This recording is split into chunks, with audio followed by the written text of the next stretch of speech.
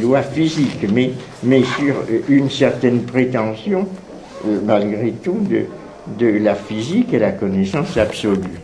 Je termine par quelque chose qui est plus peut-être, sinon intéressant, du moins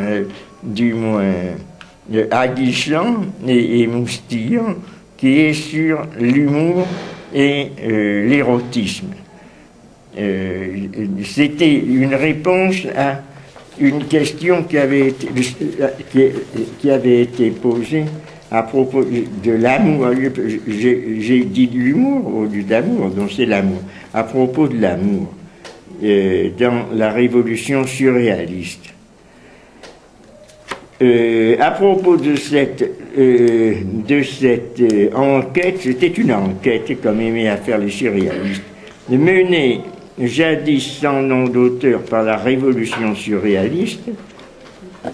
Max Ernst déclare aujourd'hui qu'il n'a jamais été enchanté par les intrusions dans la vie intime des individus.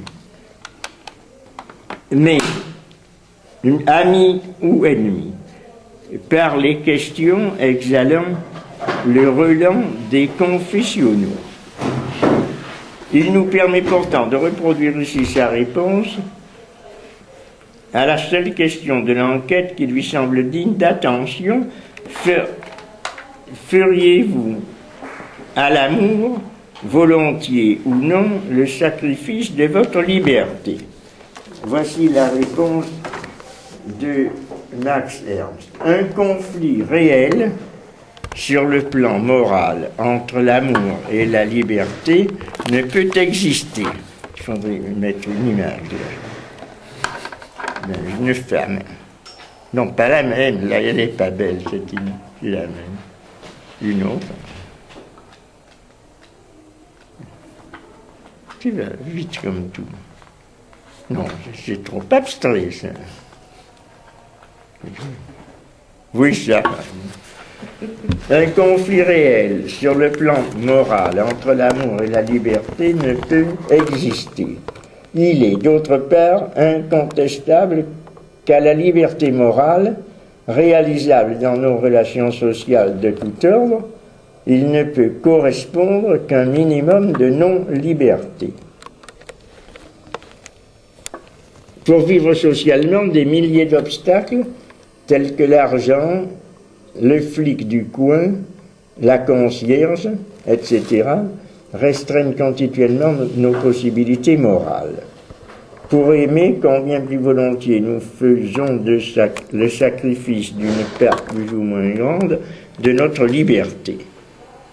Pourvu que la cause défendue soit vraie, il ne peut y avoir de conflit réel entre mes convictions et mon amour réel, ou je n'aime pas, ou mes convictions ne sont pas miennes. Et il ajoute, étant étudiant, il m'est arrivé de tomber follement amoureux de la fille d'un gendarme qui faisait la circulation sur la place du marché de la Bonne en Allemagne. Nous avons pleinement goûté les plaisirs et de la certitude de nous aimer. Ah non, nous avons pleinement goûté des plaisirs et de la certitude de nous aimer. Mais Agnès aimait aussi son papa gendarme. Et un jour, nous l'avons rencontré dans la rue, j'ai serré la main qu'il m'attendit. Question posée à la révolution surréaliste, et par ce geste, trahit lâchement mes convictions pour plaire à Agnès.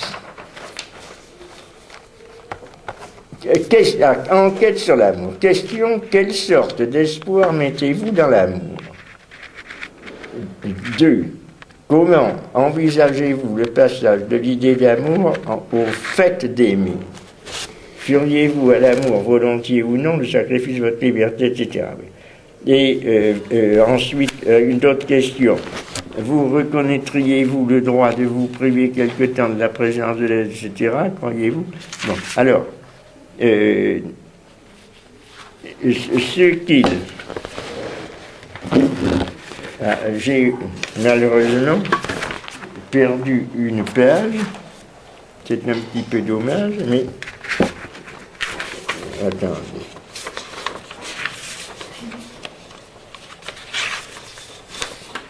Non, il y a une page que j'ai perdue, de sorte que je retombe simplement sur cette page. Ah, c'est tant mieux, ça.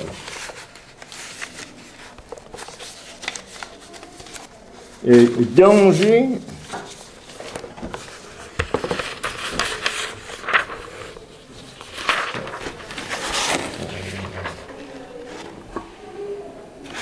Page 172.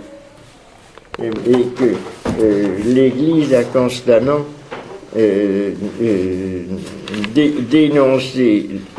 dénoncé l'amour et a écrit un code, c'est ça qui est le plus intéressant, un code de confession, un manuel de confession. Alors de ce manuel de confession on comprend en particulier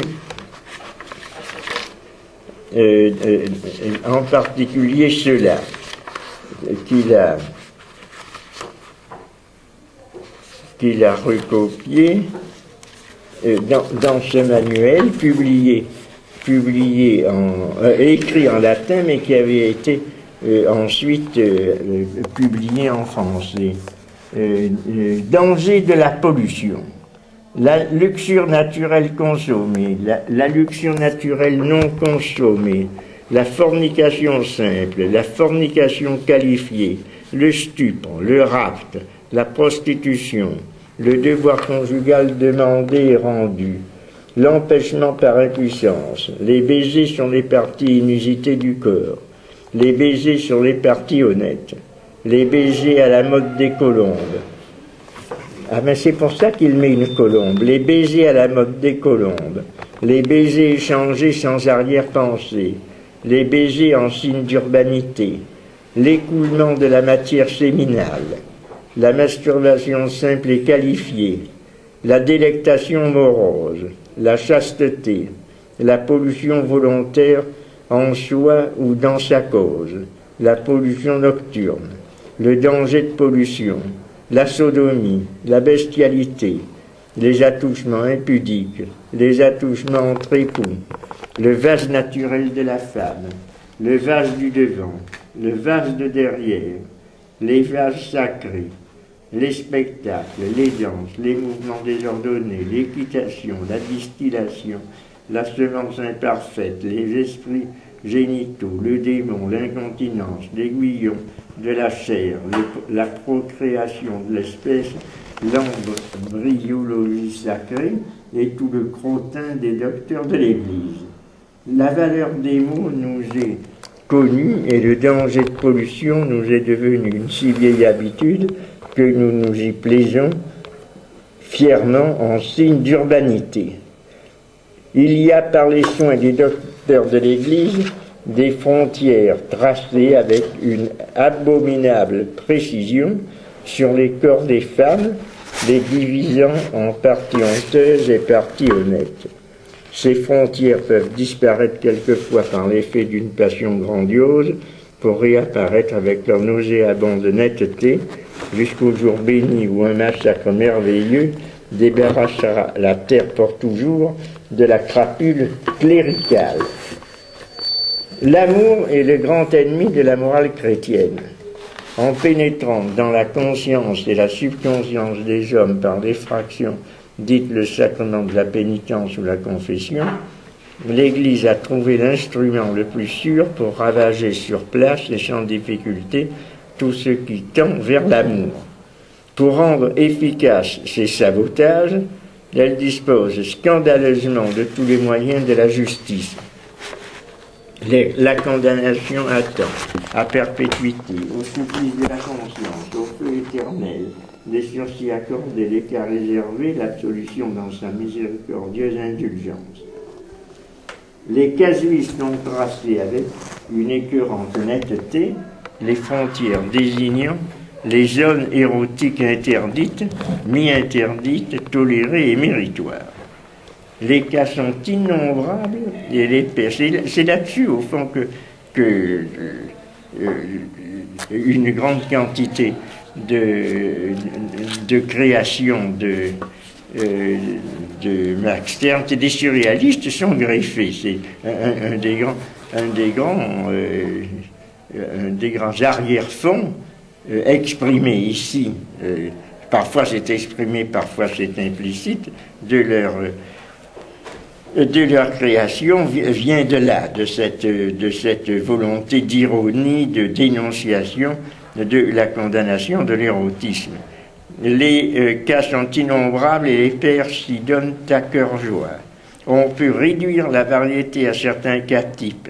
Par exemple, l'écoulement de la matière séminale dans le vase du devant. Langage ecclésiastique, point d'exclamation, entre parenthèses. De la femme peut impliquer un péché mortel, un péché véniel. Il peut être exempt de péché ou méritoire selon les circonstances. Péché mortel en cas de fornication, adultère. Péché véniel si le vase de devant est celui de l'épouse du patient, mais si le coït est pratiqué uniquement par passion, exempt de péché, le coït conjugal qui se pratique dans l'intention de faire des enfants. Péché mortel lorsque les époux commencent le coït dans le vase qui ne lui est pas destiné, même en se réservant de le terminer dans le vase naturel, etc., etc. L'Église a dressé comme moyen de puissance, en face du péché amour, un piteux sacrement et une piteuse vertu, le mariage et la chasteté, le devoir conjugal et la luxure non consommée à l'état chronique. La luxure, point d'exclamation, la luxure naturelle consommée, la luxure, ah mais là aussi, il y a des pages qui manquent. Ah non, c'est ça. La luxure naturelle non consommée, la luxure, la fornication, etc., etc. Voire plus haut le crottin des docteurs de l'Église. Les diaconales ou manuels secrets du confesseur par Monseigneur Bouvier, évêque du Mans, est un livre épais de grand format. L'amour n'y est pas nommé, mais il y est condamné à mort par contumace. Ce livre traite d'abord du 6e précepte du Décalogue, ensuite des devoirs conjugaux et est suivi de l'embryologie sacrée. Comme une femme doit cacher ses parties honteuses, l'Église doit cacher sa littérature obscène. Elle est écrite en latin et sa lecture est réservée aux prêtres et aux diacres. La librairie anticléricale a eu le mérite c'est le nom d'une librairie, a eu le mérite de publier en français il y a 50 ans cet inqualifiable juge théologique regorgeant de toute la goujaterie, de toute l'abomination de la morale chrétienne. Monseigneur Bouvier, évêque du Mans, pour avoir accouché de son fumier, a été créé contre-romain par sa sainteté Pie IX et attaché à la personne du pape comme préfet intime assistant le trône pontifical. Échantillon. D'où, si quelqu'un n'est pas tellement sûr de sa volonté qu'il lui soit impossible de résister à la masturbation lorsqu'il regarde amoureusement les parties honnêtes d'une femme, caresse ses mains, entrelace ses doigts aux siens ou l'embrasse, même honnêtement mais sans motif plausible, il doit alors, sous peine de péché mortel, s'abstenir de ses actions. Ne l'interrogez. Et là aussi, c'est complètement 176. Il y en a encore un morceau là. Mais lorsque on se contente de ne toucher que légèrement la robe d'une femme, le péché ne nous semble pas mortel, car cet acte en soi n'est pas de nature à nous porter d'une manière prochaine aux actes vénériens. Les attouchements entre époux qui ont pour but de parvenir à l'acte charnel légitime sont sans aucun doute licites à la condition de ne pas entraîner le danger de pollution. Ils sont en effet comme les accessoires de cet acte. Si cependant ils avaient pour but d'obtenir une plus grande jouissance, il en résulterait un péché véniel, quoique tendant à l'acte charnel. Mais le péché serait mortel si ces attouchements, quoique faits en vue de l'acte charnel, répugnaient gravement à la droite raison, comme d'appliquer les parties génitales sur un vase autre que le vase naturel, ou si par exemple les époux appliquaient réciproquement leur bouche sur les parties sexuelles pour les lécher à la manière des chiens. Les paroles obscènes entre mari et femme ne sont pas des paroles, etc. Alors sur les chiens, il y a également un passage extrêmement intéressant. Je vais terminer là. Peu importe le vase dans lequel les hommes entre eux et les femmes entre elles pratiquent le coït, que ce soit en effet le vase de devant ou le vase de derrière, ou toute autre partie du corps, la malice de la sodomie reste la même. La nature est d'autant plus outragée lorsque la femme devient agent et l'homme patient. N'oublions pas surtout cette autre sodomie qui consiste dans l'union charnelle entre personnes de sexe différent mais hors du vase naturel. Par exemple, mettre son membre viril dans la bouche, entre les seins, les jambes ou les cuisses, etc., du patient ou de la patiente. On demande les personnes mariées, les veuves, ont-elles le droit de se complaire dans la pensée d'un acte charnel à venir ou passer, etc., etc. Mais il y avait... il est curieux de constater, c'est ça, parce qu'il dit à la fin, mais on voit que l'on condamne les chiens.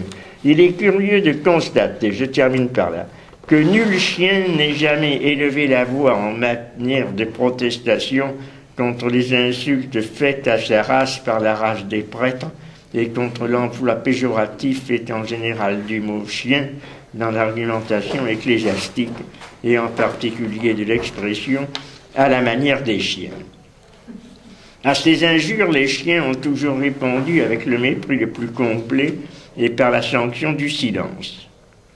Ainsi, n'a-t-on jamais vu un chien entrer dans un confessionnal pour y avouer dans l'intention d'humilier le prêtre, avoir pratiqué le coït à la manière des chrétiens, pour avoir des enfants qui servent Dieu fidèlement. On n'a pas vu non plus de chien qui se serait efforcé de satisfaire à la justice divine par des larmes, des aumônes, des prières et des jeûnes, après s'être entretenu d'objets voluptueux dans un endroit écarté avec une chienne de sa connaissance, et après lui avoir parlé du coït et des délices de faire l'amour de différentes façons. On n'a jamais vu deux chiens de même sexe ou de sexe différent se donner mutuellement l'absolution de leurs péchés communs à la manière des prêtres, après s'être livrés ensemble à des actions honteuses, des attouchements impudiques ou des baisers libidineux. Il est d'ailleurs fort probable qu'en pareil cas, l'absolution serait nulle, même en temps de jubilé, et l'excommunication majeure réservée au Saint-Siège serait prononcée entre les chiens qui oseraient le faire. Dans notre diocèse, tout chien qui se comporte, qui se respecte, s'abstient rigoureusement de tout commerce charnel ou spirituel avec les prêtres et les religieuses. Non par respect pour la sainte religion, mais parce que la raison lui dit qu'après pareille souillure, aucune chienne ne voudrait plus de lui, même les chiennes de mauvaise vie, etc. Bon, voilà le genre d'humour utilisé par Max Ernst, de façon surréaliste d'ailleurs, vers cette présentation de la doctrine officielle de l'Église à l'égard à l'égard de la pollution, on pourrait dire de la sexualité en général. Remarquez, cette doctrine n'a vraisemblablement pas été modifiée du tout. Je pense qu'elle n'est pas particulièrement appliquée, mais elle se manifeste malgré tout dans des condamnations, comme condamnation de l'avortement, de l'homosexualité, etc. Donc le texte de Max Ernst, même s'il peut paraître excessif dans son humour, un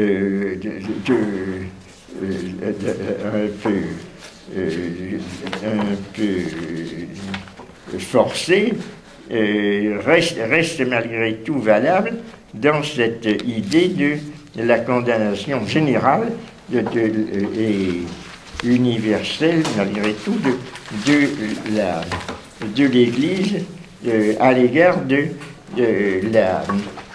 la sexualité, ce qu'il appelle la pollution, là où la sexualité en tant que telle. Elle est tolérée, mais elle n'est certainement pas exaltée. Bon, l'intérêt de théories comme celle de Fourier, par exemple, c'est au contraire de changer complètement le point de vue sur ces relations charnelles et de placer l'amour, qu'il appelle en matériel, au premier plan. Ce que l'on verra d'ailleurs dans le texte qui a été mis au point par Constantin Hérodotou du réveil d'Épiménide, où une part importante, répétitive, qui n'est pas très longue, mais très significative, est faite précisément à ce renversement total où il implique non seulement d'ailleurs l'Église, mais, dit-il, en même temps ce qu'il appelle les philosophes. C'est pas tellement contre l'Église, lui, que se tournera Fourier, c'est contre ce qu'il appelle les philosophes qui ont suivi dans une très large mesure cette doctrine de la condamnation du sexe et de l'amour matériel, de l'érotisme en général.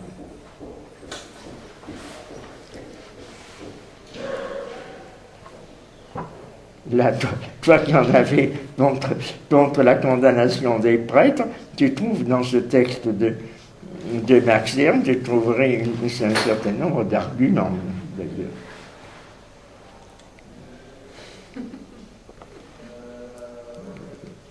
Est-ce qu'il y a des... Non.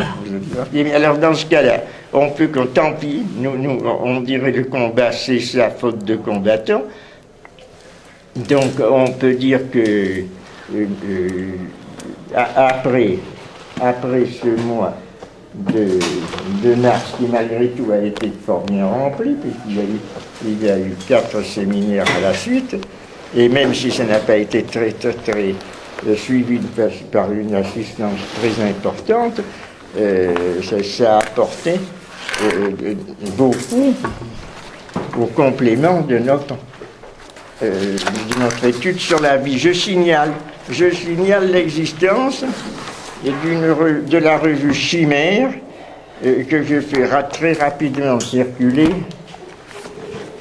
qui vient de paraître sur l'écosophie et qui est un concept qui a été, comme vous le savez, créé par Félix Guattari, qui est un complément de la notion simple d'écologie en 3 écologies qui s'appellent l'écologie sociale, l'écologie mentale, d'où complétant l'écologie naturelle, et qui a été, où j'ai fait un petit papier de présentation.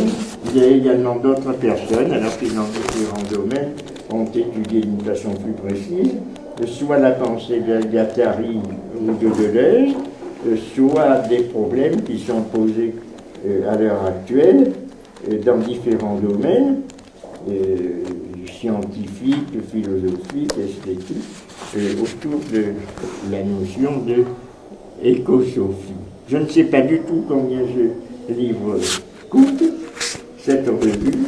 Elle est distribuée par ERS, mais doit se trouver dans Ah ah, voilà, elle coûte assez cher. Non, ça coûte 20 euros. Ça coûte 20 euros.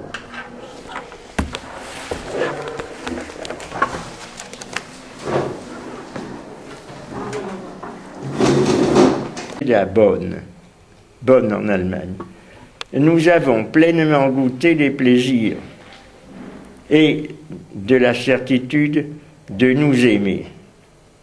Ah non, nous avons pleinement goûté des plaisirs et de la certitude de nous aimer. Mais Agnès aimait aussi son papa gendarme.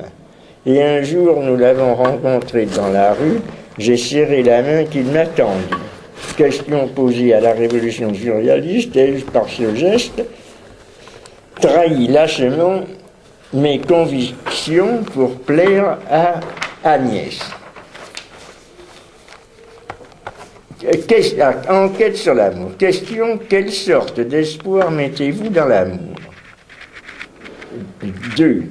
Comment envisager les lois physiques, mais sur une certaine prétention, malgré tout, de la physique et la connaissance absolue. Je termine par quelque chose qui est plus, peut-être, sinon intéressant, du moins aguichant et moustillant, qui est sur l'humour et l'érotisme.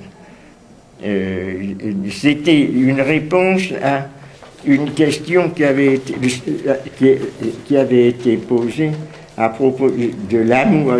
J'ai dit de l'humour au lieu d'amour, donc c'est l'amour. À propos de l'amour, dans la révolution surréaliste. À propos de cette enquête, c'était une enquête, comme aimaient à faire les surréalistes, menée jadis sans nom d'auteur par la révolution surréaliste. Max Ernst déclare aujourd'hui qu'il n'a jamais été enchanté par les intrusions dans la vie intime des individus. Mais, amis ou ennemis, par les questions exhalant le relent des confessionnaux. Il nous permet pourtant de reproduire ici sa réponse à la seule question de l'enquête qui lui semble digne d'attention. Feriez-vous à l'amour, volontiers ou non, le sacrifice de votre liberté?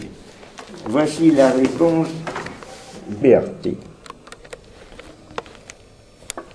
Pour vivre socialement, des milliers d'obstacles, tels que l'argent, le flic du coin, la concierge, etc., restreignent continuellement nos possibilités morales. Pour aimer, combien plus volontiers nous faisons le sacrifice d'une perte plus ou moins grande de notre liberté. Pourvu que la cause défendue soit vraie, il ne peut y avoir de conflit réel entre mes convictions et mon amour réel, ou je n'aime pas, ou mes convictions ne sont pas miennes. Et il ajoute, étant étudiant, il m'est arrivé de tomber follement amoureux de la fille d'un gendarme qui faisait la circulation sur la place du marché de Max Ernst. Un conflit réel sur le plan moral entre l'amour et la liberté ne peut exister. Il faudrait mettre une image d'une femme. Non, pas la même, là elle n'est pas belle, cette image. C'est la même. Une autre. Tu vas vite comme tout. Non, c'est trop abstrait, ça. Oui, ça. Un conflit réel sur le plan moral entre l'amour et la liberté ne peut exister. Il est, d'autre part, incontestable qu'à la liberté morale, réalisable dans nos relations sociales de tout ordre, il ne peut correspondre qu'un minimum de non-liberté.